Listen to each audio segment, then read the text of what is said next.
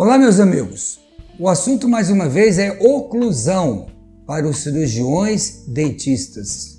Essa profissão que eu amo de todo o coração, que é a nossa odontologia. Nós precisamos saber oclusão.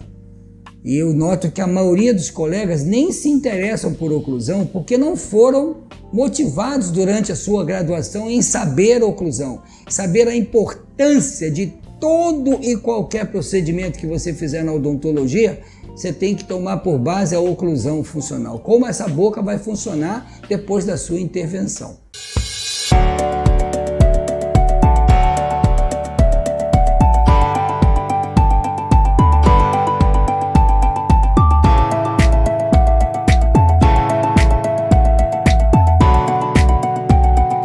A oclusão o cirurgião dentista do terceiro milênio, principalmente para esse mercado agressivo, nós temos que saber a oclusão. Sempre temos que aplicá-la nas nossas intervenções, como eu falei.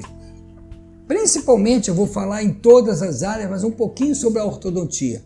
O ortodontista do terceiro milênio é muito diferente do ortodontista do passado, onde ele alinhava os dentes e colocava o canino no arco. Não tinha espaço, tirava pré-molar. Não, depois de algum tempo, com os trabalhos que foram surgindo, nós começamos a relacionar com a estética facial, com o perfil que era muito chamatório na época. A preocupação era, eu tenho que manter o perfil. Não, hoje nós não estamos falando só de perfil, nós estamos falando da face toda. Então me interessa desde o desenvolvimento da oclusão. O que nós podemos fazer desde que apareça lá um degrau distal na dentição decídua, ou um degrau mesial, ou um degrau reto. Isso eu estou falando da classificação de Engel na dentição decídua. Nós precisamos estar atentos a como essa oclusão vai desenvolver. Então o cirurgião dentista do terceiro milênio, com essa alta performance que está sendo feita a odontologia, né? Hoje nós estamos na estética facial, na harmonização orofacial, na tratamento de adulto, com reabilitação, associado muitas vezes à cirurgia ortognática, o ronco e a apneia, o tratamento da DTM. Você tem que saber a oclusão. Se você não souber botar essa boca para funcionar, o que vai adiantar a sua intervenção? Você tem que entender que a oclusão é trabalhar com o sistema nervoso. Já começa por aí. Qualquer profissional que você vê falar em oclusão, se ele não abordar por aí, você está fora da biologia. E nós não podemos ficar fora da biologia crâniofacial. Ok? Então vamos lá. Ortodontia do terceiro milênio. Hoje, quando nós falamos de ortodontia, o ortodontista ele tem que ter três pilares básicos, ou seja, um triângulo equilátero. Harmonia e beleza da face.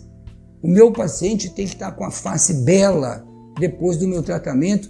Se tiver antes, melhor ainda, vamos mantê-la e aprimorá-la. Eu tenho que ter também uma estética da oclusão, eu tenho que ter um sorriso bonito. Hoje nós temos aí recursos para atingir o Smile Arc, né? A filosofia Damon no tratamento, os trabalhos do professor Tom Pitts.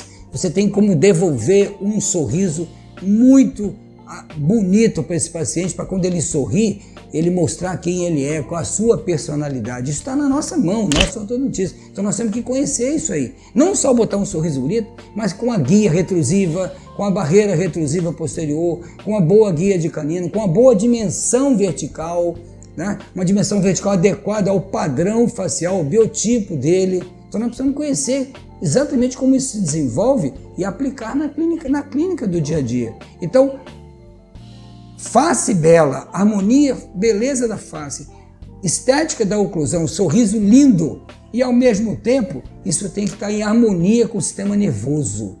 Eu tenho que ter ATMs estabilizadas ortopedicamente de acordo lá com o professor Ockerson, os 3 pontos de estabilização que ele colocou.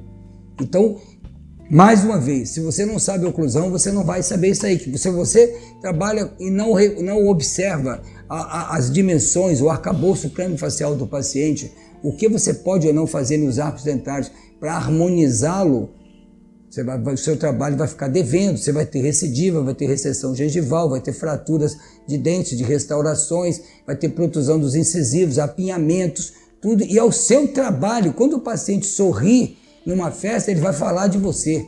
Muitos pacientes meus aqui vão nas festas, pô, doutor, todo mundo pergunta quem botou o aparelho em mim. Então é isso que você tem que ter no seu consultório.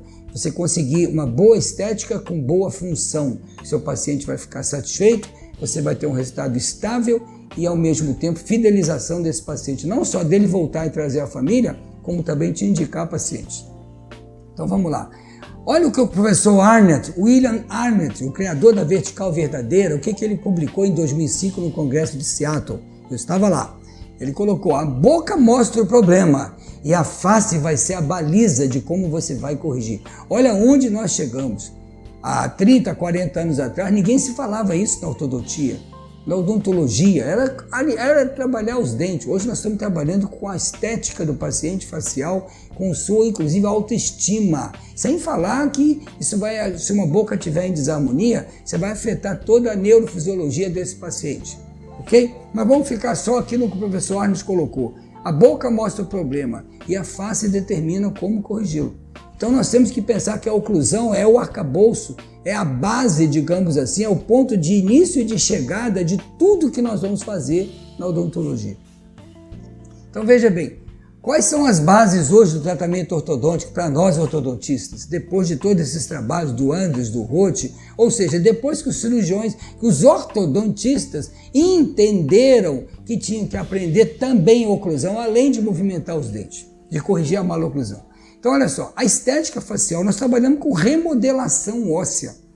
Se você é um bom ortodontista, se você sabe trabalhar com estímulos naturais, desencadear estímulos semelhantes aos estímulos funcionais, você vai fazer uma harmonização com o osso. E é claro, você pode complementar também com os preenchimentos, com os lifts, com o ácido hialurônico, o que você achar melhor e tiver indicado pela harmonização orofacial. Mas, acima de tudo, você vai trabalhar com remodelação óssea fisiológica, com estímulo leve. Então, você vai buscar uma face harmônica com perfil agradável. Aí você vai ter também o quê? A estética da oclusão, a estética do sorriso. O sorriso é o primeiro nosso cartão de chegada. Quando eu fiz meu doutorado, eu levantei vários trabalhos. Quando você conhece a pessoa, a primeira vez que você vê, o ponto de atração são os olhos e a boca. Olha só, os olhos e a boca. Então nada chama mais atenção do que nossos olhos e nossa boca, no primeiro impacto, quando você conhece uma pessoa. Está na ciência, ok? Então nós temos que ter o arco do sorriso, o smile arc. Os trabalhos do Demo, do professor Tom Pitts, vai nos ajudar muito nisso aí. Boas relações entre os arcos dentários. Não adianta, você vai fazer harmonização facial num paciente que tem uma perda de dimensão vertical. Seu trabalho vai ficar pouco apresentável, vai ter pouca expressão e, além de tudo, vai ter pouquíssima estabilidade.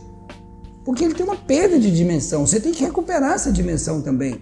Se você trabalha faz uma movimentação ortodôntica e não corrige o vertical, a mandíbula vai ficar com travamento, mastigação vertical, apinhamento, giroversões, fraturas de coroa, estresse para o paciente, sobrecarga articular, desequilíbrio postural, e aí vai para fora, que são muitas coisas, eu não vou poder falar tudo aqui.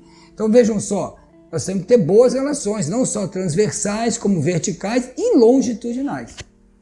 Boa relação também entre os arcos dentários. Você tem que ter as inclinações axiais corretas, angulações distomesiais, as inclinações vestíbulo-linguais, né?